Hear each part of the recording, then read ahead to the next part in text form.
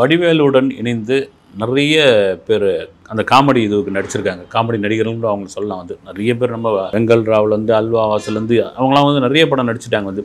ஒரு சில பேர்லாம் நமக்கு தெரியுங்களா, காளிதாசன் ஒருத்தர்லாம் இருப்பார், உயரமாக இன்ஸ்பெக்டர் ரோல்லாம் பண்ணுவார். அதெல்லாம் தாண்டி இன்னொரு ரொம்ப முக்கியமான நடிகர் சக்திவேல். அவரை சொன்னோம்னா அப்படி இடிச்சிட்டு போனோன்னா, ஏன்பா கொஞ்சம் பார்த்து போக வேண்டியது தானே.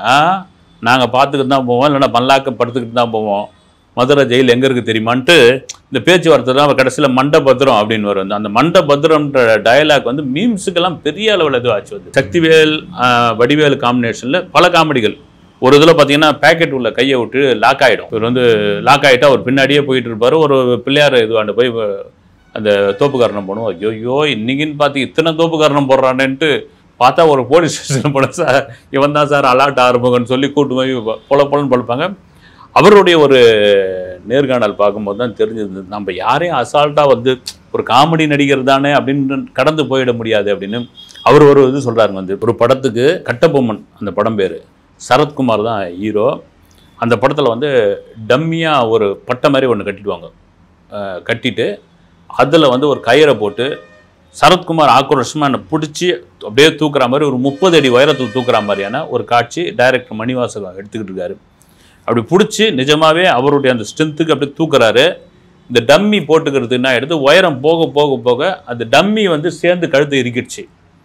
இருக்கிட்ட உடனே நல்லாவே தெரியுது கழுத்து இருக்குது, வாய் பேச முடியல, கால் வச்சுக்கிறேன், கண்ணு சொருகிட்டு போகுது, மரணத்துடைய விளிம்புக்கு போயாச்சு. ரைட்டு, ஓகே, முடிஞ்சு போச்சு கதை அப்படின்பொழுது என்னுடைய குடும்பம், என் குழந்தைங்க எல்லாரும் என் நினைவுக்கு வராங்க. என்ன ஆக போகுதுன்னு தெரியல, அவங்க ஃபேமிலி என்ன ஆகும், இப்படி மாட்டிக்கிட்டோமையா அப்படின்னு பலதரப்பட்ட சிந்தனைகள்லாம் ஓடிக்கிட்டே இருக்குது. ஓவர், இதோட சாப்டர் ஓவர்னு கீழே அந்த டைரக்டர் சொல்கிறது என் காதில் விழுது. அந்த ஆர்டிஸ்ட் சூப்பர்யா, இது அப்படியே உயிர் போகிற மாதிரி சத்தவ மாதிரியே கண்ணில் ரியாக்ஷன் காமிக்கிறாயா அப்படின்னு சொல்லும் பொழுது சரத்குமாருக்கு இது தெரிஞ்சு போச்சு. பிடிக்கும்போது தெரிஞ்சு போச்சு இந்த டம்மி இருக்குது, இந்த ஆர்டிஸ்ட்டுக்கு நிஜமாகவே கழுத்து இருக்குமாயிடுச்சு, கண்ணு சொருகின் போதுன்னு அவர் லூஸ் பண்ணி விடுறாரு. லூஸ் பண்ணி அந்த 30 அடி உயரத்துலேருந்து கொஞ்சமாக விட்டு இவர் நிஜமாக கழுத்தில் இதுவாக லாக் ஆகிடுச்சு, சீக்கிரமாக அவருக்கு ஃபஸ்ட் எய்ட் பண்ணுங்கன்ட்டு விடும்போது அப்படியே ஆள் அன்கான்ஷியஸ் ஆகிடுறாரு. அன்கான்ஷியஸ் ஆகிட்டு ஃபஸ்ட் எய்ட்லாம் பண்ண ஆரம்பிக்கிறாங்க. இதெல்லாம் பண்ணிட்டு கொஞ்சம் கொஞ்சமாக அதே பக்கத்தில் இருக்கிற ஹாஸ்பிட்டலில் கொண்டு போய் பொண்ணு நல்லா கலங்கட்டி டக்குன்னு கூட்டின்னு வந்துட்டீங்க, அவர் கழுத்தை இருக்கிறத ரிலீஸ் பண்ணிட்டீங்க, ஏறக்குறைய அந்த பாதி மூச்சு நின்று போச்சு அப்படின்ட்டு அவங்க காப்பாற்றி விட்டுருக்காங்க.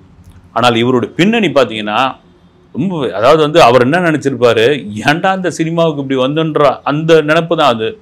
அவர் ஏதோ சினிமா ஆசையில் வந்ததாகவும் அல்லது சோத்துக்கு கஷ்டப்பட்டு இங்கே கோடம்பாக்கத்தில் லோலோன்னு அலைஞ்சி வாய்ப்புக்காக நின்று துணை நடிகராக இருந்து இந்த வாய்ப்பை பெறலைங்க. ஒரு மத்திய அரசினுடைய முக்கியமான துறையில் ஒரு முக்கியமான பொறுப்பில் இருந்தவர், கோயம்புத்தூரை சேர்ந்தவர் சக்திவேலு. ஸ்போர்ட்ஸ் கோட்டாவில் நல்ல ஒரு அத்லட்டிக் பிளேயர். அந்த ஸ்போர்ட்ஸ் கோட்டாவில் அவருக்கு கிடைத்த அந்த அரசு பதவி எது தெரியுங்களா, இன்கம் டேக்ஸில் இன்ஸ்பெக்டர். இப்படி நுங்கம்பாக்கத்தில் இருக்கிற அந்த ஆஃபீஸுக்கு அந்த 80 காலகட்டங்களில் திருவல்லிக்கணியில் ஒரு மேன்ஷனில் தங்கியிருப்பாராம்.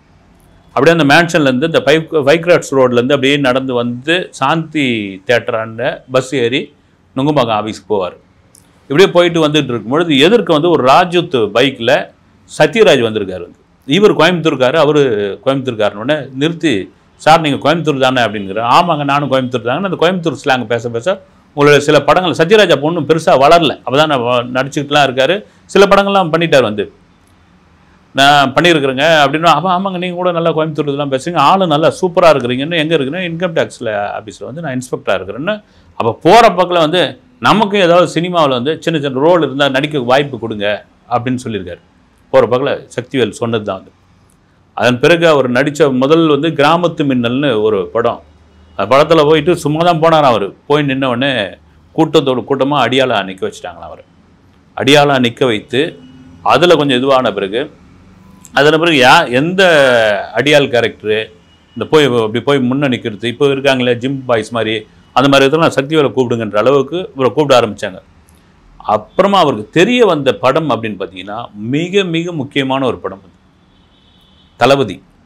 நீங்கள் தளபதி படம் எடுக்கும் பொழுது இவரை ரஜினி ஒரு இடத்துல வச்சு கையை வெட்டுவார் ஒரு காட்சியில். அது அந்த படத்தில் அதான் பெரிய ஹைலைட். அந்த காட்சி எடுக்கிறதுக்கு முன்னாடி முகம் ஃபுல்லாக ஒரே இதுவாக இருக்கும், பிளட்டாக இருக்குமா வந்து. அப்போ என்ன பண்ணுவாங்கன்னா ஒரு ஸ்டில் ஒன்று எடுத்தாங்களாம் க்ளோஸ்அப்பில். அப்புறம் வந்து வெட்டுறா மாதிரி ஒரு ஸ்டில் எடுத்தாங்க. சரி எதுக்கோ எடுக்கிறாங்க ரைட்டு அப்படின்ட்டு இவர் அந்த காட்சியெல்லாம் எடுத்து முடிச்சாச்சு. அப்போ அந்த தளபதி படத்தினுடைய ஸ்டில்ஸ் வந்து பத்திரிகைகளுக்கு கொடுக்குறாங்க. அப்போ வந்து ஃபோட்டோஸ் தானே வந்து பிரிண்ட் மீடியாவுக்கு வந்து ஃபோட்டோஸ் தான். அந்த ஃபோட்டோஸே வந்து தரம் பிரிச்சுலாம் கொடுப்பாங்க. பெரிய பத்திரிக்கை வந்து பெரிய சைஸு, அதை விட கொஞ்சம் இதுவான பத்திரிகைகள் கொஞ்சம் சின்ன சைஸு, ரொம்ப சின்ன சைஸ் வந்து அசோக் நகர் டைம்ஸு, அந்த டைம்ஸ் இந்த டைம்ஸ் மாதிரி நடத்தியிருந்தா வச்சுக்க, அதில் ஒரு அவுட் ஆஃப் பாக்ஸ் ஸ்டில் போனால் போகும்போது ரேஞ்சில் கொடுப்பாங்க. அப்படி அப்போ பார்த்தீங்கன்னா ஒரு நாளிதழில் பெரிய படமாக அந்த படம் வந்த உடனே யார் இந்த ஆர்டிஸ்ட்டு யார் இந்த ஆர்டிஸ்ட்னு அப்பயே தேட ஆரம்பித்தாங்களா. அது என்னங்க வந்து ரஜினி சார் ஆக்ரோஷமாக இருக்கார், இந்த ஒரு முகம் ஃபுல்லாக இதுவாக இருக்குது, ஒரு வெட்டுறா மாதிரி ஒரு சீனு அப்படின்ட்டு. அப்புறம் அந்த தளபதி படம் வந்த பிறகு இவர் ஒரு காட்சியிலும், அதுக்கு முன் காட்சியில் இந்த வெட்டுறதுக்கு முன்னாடி காட்சியில் வந்து ரஜினியை வந்து தலைகீழ தொங்க போட்டு அடிப்பார் வந்து போலீஸாக. அடி வெள்ளுன்னு வெளுத்துருப்பாப்புல வந்து, சொல்லு உண்மையை சொல்லு உண்மையை சொல்லுன்ட்டு. என்ன ஆகிப்போச்சு, படம் ரிலீஸ் ஆகிடுச்சு, படம் சூப்பர் டூப்பர் ஹிட்டு. மதுரைக்கு ஏதோ ஒரு ஃபங்க்ஷனுக்கு போயிடுறாரு, போய் ரயில்வே ஸ்டேஷன்லேருந்து இறங்குறாரு சக்திவேல். இறங்கின உடனே ஒரு 4-5 பேர் வந்துட்டாங்களாங்க. எங்கள் தலைவனை நீ எப்படி வந்து தலைகீழ தொங்க போட்டு கட்டி அடிக்கலான்னு சொல்லி இவர் மேலே பாஞ்சி அடிக்க வர, இவர் ஆளே இப்போ பல்கார் போல் அவங்கள சமாளிக்க முடியாமல் ஒரு கட்டத்தில் போய் அப்புறம் ரயில்வே போலீஸ் வந்து இவங்களெலாம் தடுத்து விரட்டி விட்டு, சினிமாவை பாருங்க ஏன் அப்படின்ட்டு அதுக்கப்புறம் இவர் டாக்ஸி பிடிச்சி அனுப்பிச்சிருக்காங்க வந்து. அவங்க வந்து அப்போ இவரை நினச்சிட்டாராம், சினிமான்ற இந்த மீடியா வந்து எவ்வளோ பவர்ஃபுல்லான மீடியா, இதை நம்ம வந்து லேஸில் விட்டுறக்கூடாது. ஒரு கட்டத்தில் இவருக்கெலாம் கூட ஒரு தொய்வு வந்துட்டு இருக்குது. என்ன எப்போ பார்த்தாலும் அடியாளு கூப்பிட்றாங்க, அதாவது ஸ்டண்ட் யூனியனில் மெம்பர் கிடையாது, ஆனாலும் இந்த காட்சிக்கு சக்திவேலை கூப்பிடுவா அப்படின்ற அளவுக்கு வந்து கூப்பிட்டு நிற்க வச்சுருக்காங்க. இந்த படம் எனக்கு பெரிய பேர் வாங்கி கொடுத்தது. அது இப்போ அடுத்து பார்த்தீங்கன்னா சத்ரியன், விஜயகாந்த் நடித்த இந்த சத்ரியன் படத்தில் தான் எனக்கு வெளியே தெரிய ஆரம்பிச்சிது யார் அந்த ஆர்டிஸ்ட்டு அப்படின்ற அளவுக்கு. தொடர்ச்சியாக அந்த மாதிரி படங்கள்லாம் நடிச்சிருந்து அதுக்கப்புறம் வந்து வேணான்னு விட்டாச்சு. வந்து ஒரு கட்டத்துக்கு அப்புறம் வேணான்னு விட்டுட்டு சினிமாவை இது பண்ணுற பிறகு எப்படி நீங்கள் காமெடி ட்ராக்குக்குள்ளே வந்தீங்கன்ற ஒரு விஷயம் இருக்குல்ல. சினிமா வந்து ஒருத்தர் வெளியே போகிறாங்கன்னா அவ்வளோ சீக்கிரம் விடாதுங்க. அதுதான் சினிமாவுடைய இது. கோல்டன் ஜிம்முன்னு ஒரு ஜிம்மில் போய் நான் வந்து வயசானா கூட அதெல்லாம் போய் எக்ஸசைஸ்லாம் பண்ணிக்கிட்டு இருப்பேன். பண்ணிக்கிட்டு இருக்கும்பொழுது ஒரு நாள் சுந்தர் சி வந்தார். வந்துட்டு ஆனால் கோயம்புத்தூரா நீங்கள் அப்படின்னாரு. ஆமாங்க நானும் கோயம்புத்தூர், தெரியும் சார் உங்களை அப்படின்ட்டு, உங்கள் படங்கள்லாம் பார்த்துருக்கேன் சார்னு ஒரு வரிசையை சொல்ல ஆரம்பிச்சு, சார் காமெடி பண்ணுறீங்களா நீங்கள் அப்படின்னு. எதுவாக இருந்தால் நாங்கள் நடிகன் தானே, நான் சும்மா தாங்க இருக்கிற கூப்பிடுங்க ஆனால் 2ன்னு ஒரு படம், அந்த படத்தில் வந்து நீங்கள் காமெடி பண்ணுங்கள், வடிவேல் தான் உங்களுக்கு காம்பினேஷன் அப்படின்னா. அந்த காமெடி தெரியும் வந்து ஒரு மச்சின்சி பக்கத்தில் போய் இவர் உட்காந்துருப்பார். வடிவேல் வந்து இந்த மீசை வச்சுன்னு ஒரு தாமாளை தட்டு எடுத்து போய் அடின்னு அடிச்சுட்டு, யாரா என் மச்சின்சி கூட உட்காந்துருக்கும் போது இது பண்ணுன்னா சிசர் மனோகர் காமிச்சு விட்டுவார், இவர் தாங்க நின்றுட்டு. அப்போ கையை சுழட்டி ஒரு இது பண்ணுவார் வந்து. அந்த காட்சி எடுக்கும்போது வடிவேலே விழுந்து சிரிக்க ஆரம்பிச்சிட்டார். அதுக்கப்புறம் தொடர்ந்து வடிவேல் கூட நிறைய படங்கள்லாம் பண்ண ஆரம்பித்தார்.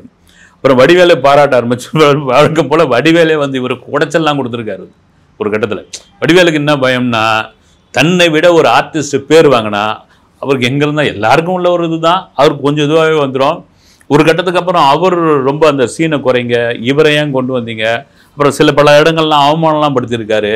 இதெல்லாம் தாண்டி எப்பா சாமி போதும் இதோட அப்படின்னு சொல்லி அதோட ஒதுங்கி போனது தான். நான் வந்து எதுக்கு சொல்ல வரேன்னா, நாம் ஏதோ வந்து ஒரு காட்சியில் அவர் வந்து நிற்கிறாரு அடியாளா, ஒரு கும்பலோட கோவிந்தா போடுறாரு, ஒரு ஹீரோ வந்து அவரை புரட்டி அடிக்கிறாரு, இல்லை ஒரு காமெடி வடிவேல் காமெடியாக எடுத்துமே வந்து இதுவில் வந்து லாக் ஆகிடுச்சு அப்படின்னு சொல்லிட்டு. முக்கியமாக வாத்தியார் படத்தில் வந்து இந்த காய்கறி வாங்குவார் வடிவேல் வந்து, ஐயோ இது இந்த முட்டை இது வந்து அழுகின தக்காளி அப்படின்னு எல்லாமே ஒரு கண்ணில் போய் ஒட்டுமணி காய்கறி வாங்கி வந்தால் காய்கறி மட்டும்தான் வாங்கணும், அடுத்தவனை காயப்படுத்தி வாங்கக்கூடாதுன்னு சொல்லி அடின்னு அடித்து அவரை போயிட்டு ஒரு இதில் மாட்டி விட்டுட்டு கிளிப்லாம் மாட்டி விட்டு போவார்.